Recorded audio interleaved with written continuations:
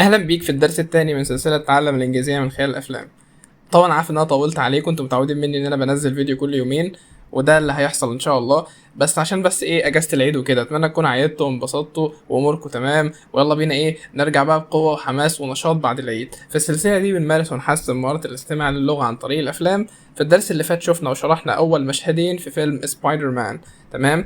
والنهارده هنكمل كمان مشهدين. لو انت ما سمعتش الفيديو اللي فات وحابب تكون ماشي معانا بالترتيب، فالفيديو موجود على القناه، اسمه الدرس الاول من سلسلة تعلم من خلال الأفلام. وبعدين ارجع بقى بعد ما تسمعه للفيديو ده تاني بعديه، ويلا بينا نبدأ.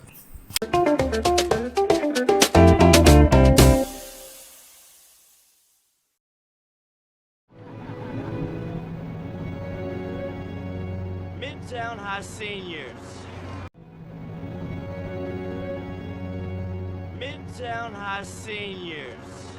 أول جملة معانا النهاردة وهي زي ما سمعنا Midtown High Seniors، ودي معناها يا طلاب الصف الأخير في ثانوية ميدتاون. ميدتاون دي اسم المدرسة، وهاي دي لأن الأمريكان بيسموا المدرسة اللي احنا بنسميها الثانوية هاي سكول، يعني هاي سكول المدرسة الثانوية، تمام. والسينيور ده اللي هو طالب في الصف الأخير، فهو لما قال لهم ميدتاون هاي سينيورز يعني يا طلاب الصف الأخير، اللي هو بالنسبة لنا احنا ثانوية عامة يعني. بس في أمريكا الهاي سكول أو الثانوية 4 سنين مش 3 زينا، تمام. وكل صف دراسي له اسم في الهاي سكول أو المدرسة الثانوية. يعني عندك الصف الأول بيطلق على الطالب اللي في الصف الأول اللي هو أولى ثانوي عندنا freshman، تمام، بيبقى اسمه freshman. والصف الثاني sophomore، تمام. والصف الثالث junior. والصف الأخير أو الرابع senior، تمام. فهي freshman sophomore junior senior، صف أول، صف تاني، صف تالت، الصف الرابع والأخير في الهاي سكول، تمام. يلا بينا نكمل. No wandering. Proceed direct now. No wandering. Proceed direct now. تمام. بعد كده قال له no wandering proceed direct. no wandering يعني لا تتجولوا أو لا تتسكعوا، تمام. وخد بالك فرق في النطق بين wander و wonder، تمام. الأولى بمعنى يتجول أو يتسكع، أما التانية معناها يتساءل.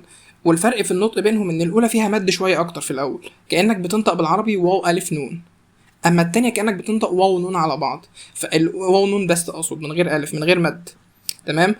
فالأولى بتتنطق كده wander، تمام. أما التانية wonder، كأنك بص شفت بداية التانية كأنك بتقول 1 بالإنجلش اللي هو رقم 1 1 من غير مد. الأولى wander والتانية wonder، تمام. فخلي بالك في الفرق بالنطق بينهم. قالوا بعد كده proceed direct، ودي معناها توجهوا مباشرة. فهو عاوز يقول لهم لا تتجولوا او لا تسكعوا، يعني ما تتلكعوش يعني، وتوجهوا على الفصل مباشرة، تمام. proceed direct، واسمها direct مش direct، لان انا بسمع ناس كتير بتقول direct، هي proceed direct. Knock it off. Knock it off. تمام. بعد كده قال له knock it off، ودي معناها وقف او كفايه او بطل اللي بتعمله ده. دي بتتقال لما حد يكون بيعمل حاجه مزعجه، زي ما شفت في الفيديو قاعد بينطط بالكوره وده قاعد بيتكلم. فهو بيتكلم وده برضه في وادي تاني في عالم تاني قاعد بينطط بالكوره في ايده، فهو اخد منه الكوره وقال له knock it off، يعني وقف اللي بتعمله ده او بطل، تمام. فمثلا يعني لما يكون في حد جنبك بيعمل حاجه مضايقاك او حاجه مزعجه، فانت بتقول له وقف او كفايه بطل اللي بتعمله ده، فهي دي معناها بالظبط. Remember, it is a privilege to be.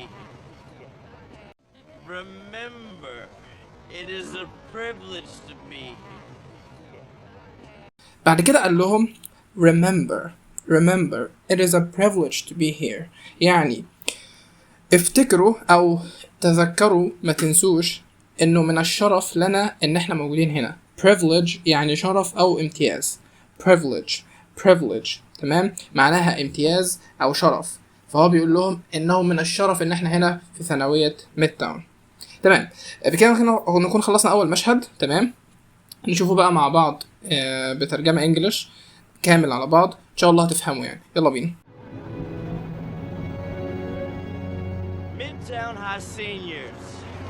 No wandering. Proceed direct. Knock it off. Remember, it is a privilege to be. تمام كده نكون خلصنا المشهد الاول في درس النهارده. يلا بينا ندخل على المشهد الثاني. No, Charles, can we drive around the corner, please? طيب هو هنا قال له can we drive around the corner، يعني هل يمكننا ان نقود السياره وندور حول الركن، تمام، او حول الكورنر يعني. can we يعني هل يمكننا، وخد بالك بتتنطق can we مش can we. كان دي اللي هي النفي منها. طيب في نقطة مهمة هنا جدا حابب اوضحها، لان الناس كتير جدا ما تعرفهاش ودايما بيتلخبطوا في النطق. بيجي يسمعوا كان يلاقوهم قالوا مثلا كانت او ما بيعرفوش يعني فرقوا في الاستماع بين كان وكانت. مفيش حاجة اسمها كانت اصلا، ده مبدئيا. نادرا اول ما تسمع امريكي بينطقها كانت، تمام. هما دايما لما يجي ينطقوا كان اللي هي الاثبات مش النفي بيقولوها كده كان. اما التانية اللي انت بتقول عليها كان هي النفي. يعني انت لما تقول كان كأنك انت بتقول كانت، لان هم مش بينطقوا كانت. خلاص الموضوع كان دي الاثبات، اما كان اللي هي كانت بس هي تنطق كان، تمام. فانت لو قلت كان انت تقصد دي اللي هو يستطيع، اما لو قلت كان بالمد كان فانت تقصد دي اللي هي النفي، تمام. فخد بالك، انا اظن كده الفرق واضح بينهم. يعني انت بعد كده لما تسمعها هتفهمها على طول وهتعرف تفرق بينهم. دي كن دي كان، تمام. اما مفيش كانت، نادر قوي لما واحد يقول كانت دي، تمام. فهو قال له can we drive يعني هل يمكننا ان نقود. drive يعني يقود، وفي صوت جيم خفيفه كده بين الدي والار، تمام. هي مش drive، هي drive around the corner يعني حول الركن. Why? The entrance is right there. Why? The entrance is right there. فابوه استغرب وقال له why يعني ليه، تمام. ده استفهام بمعنى لماذا. the entrance is right there. the entrance يعني المدخل، وخد بالك في صوت دايما بيكون في صوت شين خفيفه كده بين التي والار في الانجليش، تمام. دايما بيكون موجود. يعني مثلا ما تقولش tree قول tree، تمام. the entrance is right there على بعض معناها هناك. فهو ابوه بيقول له ليه المدخل قدامنا اهو، ليه نلف حوالين الركن، تمام. فيلا نشوف هيقول له ايه. Dad, these are public school kids. I'm not showing up for the field trip and the rolls. Dad, these are public school kids. I'm not showing up for the field trip and the rolls. طيب هو هنا قال له Dad, this is a public school. I can't show up in the rolls. يعني يا بابا دي مدرسة عامة أو حكومة، أنا لا أستطيع الظهور في سيارة رولز رويس، فعشان كده تعالى نلف عشان محدش يشوفنا، تمام. فداد يعني أب أو يعني يا بابا. يعني هو بيقوله Dad, this is a public school يعني مدرسة عامة أو مدرسة حكومية public school. أما مدرسة خاصة معناها بالإنجليش private school. فمدرسة حكومية أو عامة public school، مدرسة خاصة private school، تمام. فهو هنا قال له Dad, this is a public school. I can't show up in the rolls. هنا بيقول له انا ما ينفعش ان انا اظهر في سيارة رولز رويس لانها من اغلى السيارات في العالم طبعا. وخد بالك هنا هو شوف هو قال هنا كان مش كن، وانا هنا يقصد النفي ما قالش كانت. اديك شفت يا عم ايه حظك اهو، جه مثال على كان في المقطع اللي فات، المقطع ده اقصد، وكن في المقطع اللي قبله، تمام. انت كده بقى اظن ان هي وضحت معاك على الاخر يعني. ويلا بينا ندخل على ايه المشهد اللي بعد كده، وهنشوف بابا هيقول له ايه. What, you want me to trade in my car for a Jetta just because you flunked out of every private school I ever sent? What, you want me to trade in my car for a Jetta just because you flunked out of every private school I ever sent? طيب فابو رد عليه هنا وقال له well you want me to trade my car to a Jetta just because you flunked out of every private school I've ever sent you to. يعني انت عاوزني اغير عربيتي العربية اقل في السعر بس عشان انت رسبت في كل مدرسة خاصة انا ارسلتك ليها. ف well هنا يعني طيب بالمصري او بالعربي حسنا. فهو بيقول له طيب انت عاوزني، تمام. you want me to يعني انت عاوزني او انت تريدني ان. you want me، وهي want اسمها want مش won't. في ناس بتقول won't دي كأنك بتقول الكلمة دي بالظبط، دي won't. اما اللي في الجملة دي هي want. ف you want me to trade برضو ايه صوت الشين الخفيفة بين T وال R زي ما قلت لك من تقريبا مشهدين او 3. to trade my car to a Jetta just because دي اللي هو ايه بس عشان بالعربي فقط لأنك، يعني بس عشان انت سقطت flunked flunked out يعني رسبت. flunk out يرسب. flunk out يرسب. تمام. just because you flunked out of every private school. every دي يعني كل. every بمعنى كل. فلما اقولك every pen كل قلم. every private school كل مدرسة خاصة. زي ما قلنا ان private school في اول الفيديو يعني مدرسة خاصة. اما public school يعني مدرسة عامة او مدرسة حكومية قصدي في المشهد اللي فات. تمام. I've ever دي اختصار ل I have ever يعني I have ever يعني ايه اللي هو كل مدرسة خاصة انا ارسلتك ليها. sent you to. ف I have ever sent you to يعني انت رسلت في كل مدرسة خاصة انا ارسلتك ليها. تمام. ويلا نكمل اللي بعد كده. It wasn't for me. Of course it was. It wasn't for me. Of course it was. فالابن رد عليه وقال له it wasn't for me. it wasn't for me يعني ما كانتش بتاعتي. انا لم اكن اصلح لهذه المدارس اللي انا رسبت فيها دي. تمام.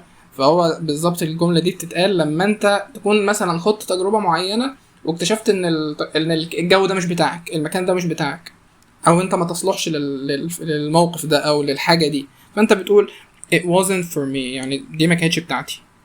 تمام. فانا مش هنفع هنا.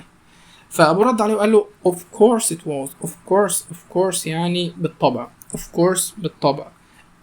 it was يعني كانت او انت كنت تصلح لها، لان طبعا هو قال له it wasn't for me فوق، فابوه بيأكد بقى المرة دي لان هو نفاها فوق طبعا. تمام. فهو بيقول له of course it was يعني انت كنت تصلح لها. فنكمل ونشوف هيقول له ايه.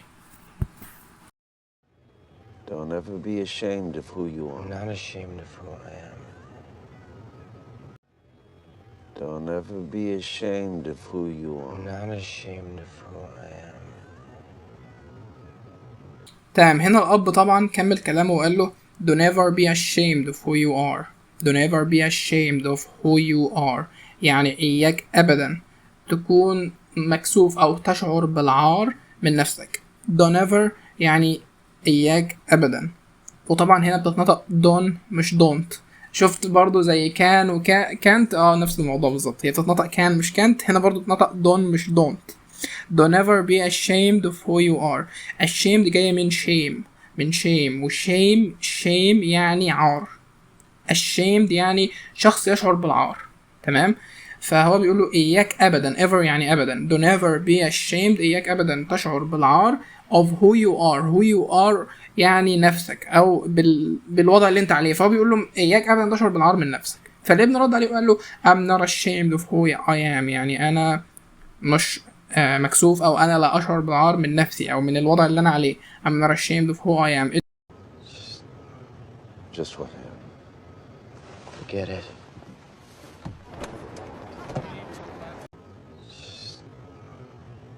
Just what happened. Forget it.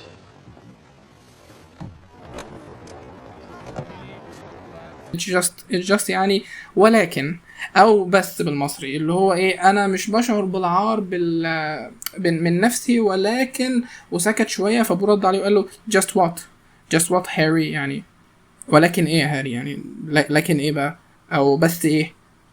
فطبعا الابن ملقاش حاجه يقولها فقال له forget it يعني انسى الامر. زي ما تقول بالمصري كده ايه مش مهم فكك. تمام. اللي هو عشان يقفل الموضوع يعني لان ملناش رد يقول. تمام. فهو قال له forget it يعني انسى الامر او بالمصري مش مهم لان ايه طبعا ملاش كلام يقول.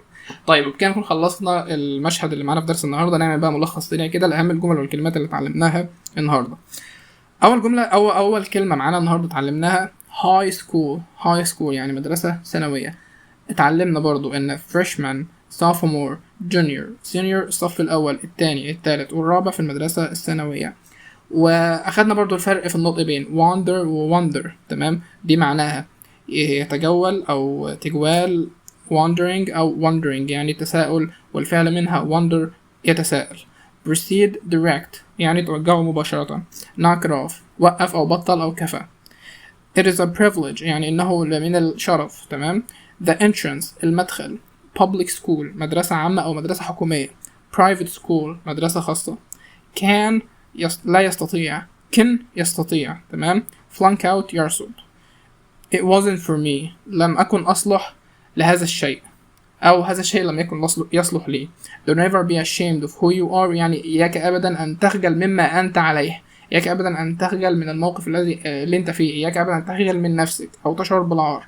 I'm not ashamed of who I am، أنا لا أخجل مما أنا عليه. تمام. forget it يعني فكك أو انسى الموضوع، مش مهم.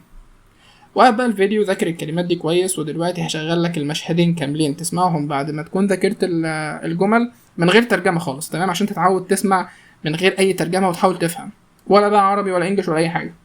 هما بس هيتكلموا بعد انت طبعا ما تذاكر الجمل واهم الكلمات، وتكون طبعا فهمت الدرس، وهتحاول بقى تفهم من غير ترجمة خالص. تمام. وان شاء الله ان شاء الله لو ذاكرت الفيديو يعني كويس ووقفت بس الفيديو دقيقتين او حاجة تذاكر الجمل دي، هتفهم المشهدين من غير اي مشكلة. واسيبك بقى مع الفيلم.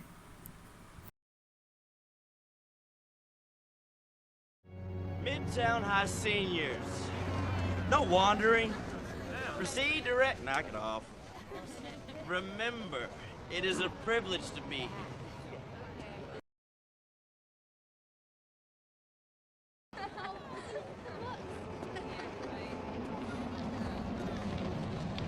No, Charles, can we drive around the corner, please? Why?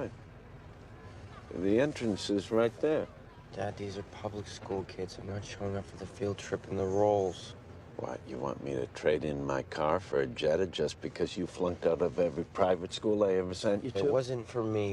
Of course it was. Don't ever be ashamed of who you I'm are. not ashamed of who I am. Just what happened. Forget it. Pete! وبكده نكون خلصنا درس النهارده. لو عجبك الشرح ما تنساش تشترك في القناة وتتابع الفيديوهات، واللايك الجميل والكومنت تشجيعا لنا على الاستمرار. اشوفك الفيديو الجاي، مع السلامة.